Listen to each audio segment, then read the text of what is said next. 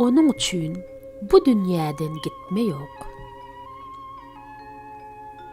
Türkmeniň edidläp, ey görýän şahyry Gurban-Nazar Ezizow 1940-njy ýylyň mart aýynyň 1-nde Ahal welaýatynyň Gökdepe etrawynyň Söğütli obasynda dünýä inip, Aşgabatda göçüp gelenlerinden soň Aşgabatdaky 29-njy orta mektebi, soňra hem Magtymguly adyndaky Türkmen Döwlet Uniwersitetiniň Dil Edebiýat bölümini tamamlaýar. Gurban-Nazar zergärler maşgalasynda kemala gelýär. Onuň atasy Hümmed ağa ussat zergär bolup, soňra ogly Eziz onuň kesibini dowam etdirýär. Ol hem öz gezeginde bu käriň iňçe sirlerini ýalňy zürýady Gurban-Nazara açýar.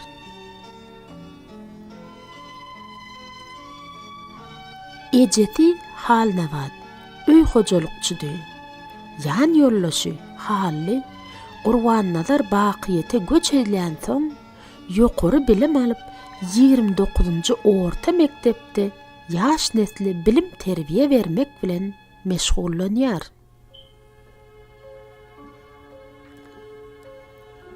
Gurban-Nazaryň 4 gyza gözü düşüp, aramyzdan gideniniň ýaly 1975-nji ýylda ogly Serdar dünýä inýär.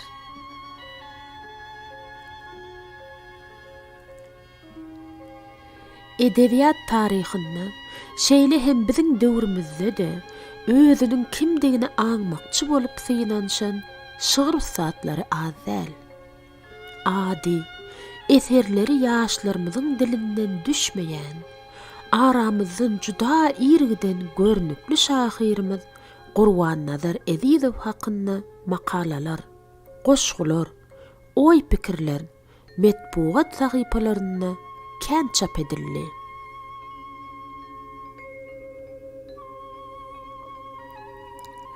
Ol barada öz kärdeşleri, alymlar, jurnalistler, mugallimler bile du demek bolan dosýarlary az ýazmady.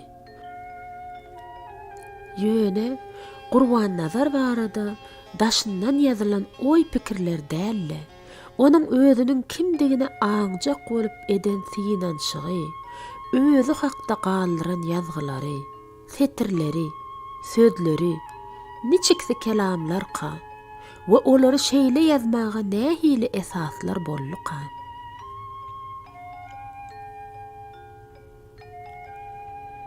Şahyryň döredijliginde şu diýilli pursatlary üns edip, şeýle meýilleri ýydarlamanyň hem onuň bize goýup giden edebi mirasyny öwrenmekde belli bir manysy peýdasy az däl. Hawa Gurban-Nazar Ezizowyň öz ýanyndan özüne baha bermek, onda da ýer döwürden baha bermek synanşygy ýok eken diýsek, lap etdigimiz bolar.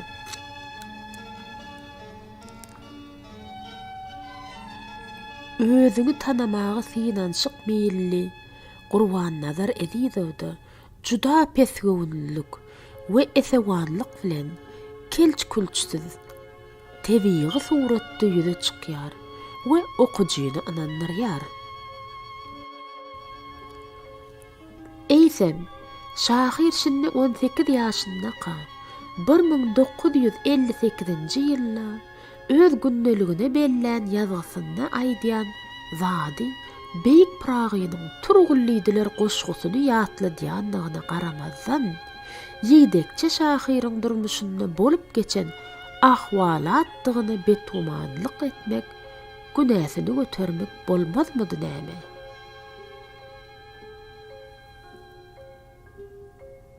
Gündelikdäki ýazgysynyň mazmunyna üns beriň.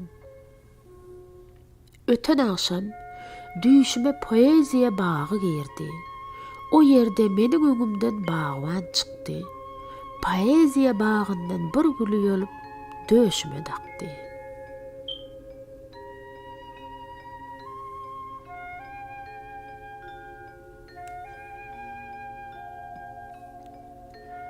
Gurban-Nazar Ezizowyň özüne baha berşi, döredijilikdäki, durmuşdaky ornuny kesgitlemäge eden syýnanşygy, örän kiçigöwnlik we salykatlylyk, saýhallylyk bilen edilen syýnançyklaryna uly zat uzakdan uz görünýär diýilşi ýaly.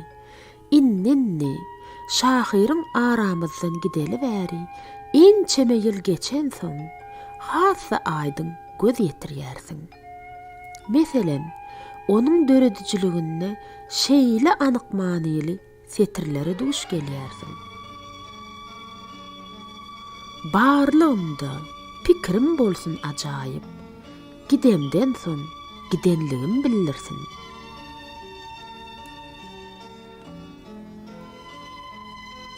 Mälim bolşy ýaly, Gurban-Nazar neresse bir päladan näge hanyň güllüsünden giň sahrada wefat etdi.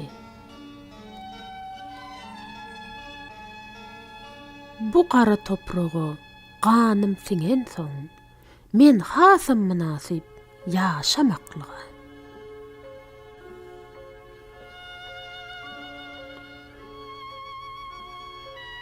Ýaşanyňy juda diýär bu dünýä diýen giň gerimli pikir döredijiliginden eri şargaç bolup geçýän Gurban-Nazar Ezizowyň edebi mirasynyň üstünden wagt geçdikçe gymmaty artýar, manysy çuňlaşýar, şuglası hasýeti rewş alýar. Barlygy, manyly ýaşamagy, gözelligi, insan perwerligi, ata watany, ene topragyň ýazy göz görküni usatlyk bilen wasbeden hem wagt ünneweden her bir benniniň setiriniň mazmuny has aýdyň açylyp täsiri gitdikçe ýitileşýär. Pikir öwrüş çeper usulynyň öz boluşlulygy, ajaplygy barha açylyp gidýär. Özüňi bagtly say, bir ajap pursat. Sen begenip bilseň, adaty zada. Giderin, uzakdyr ýollar. Söýerin, işlärin, ağlap gülerin. Kim men? Näme? Qadim dünýäň ýüzünde. Men bulary ölümden soň bilerin. Ýöne şu ýerde bir pursady aýratyn notamaly. Türkmeniň uly şahyry, Türkmenistanyň halk ýazyjysy, magtymly bayragynyň eýesi Gurban-Nazar Ezizow, ozoly bilen gözelligiň, ruhy belentliligin, bagtyýarlygyň, söýgüniň, insanperwerligiň, päkligiň, halallygyň, watanperwerligiň, insan mertebesiniň aýdymçysydy.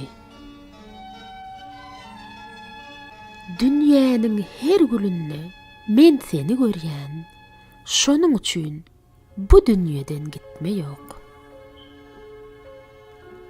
Pasyllar, aýlar, ýyllar aýlanyp dursa, jahan gülleri her baharda täze gunça döwüp, täzeden gör kaçýar. Baharyň ilkinji güni dünýä inen Gurban-Nazar şahyryň döredip giden gyzyla verimsiz eserleriniň manysy hem göýäki täzeden açylýar.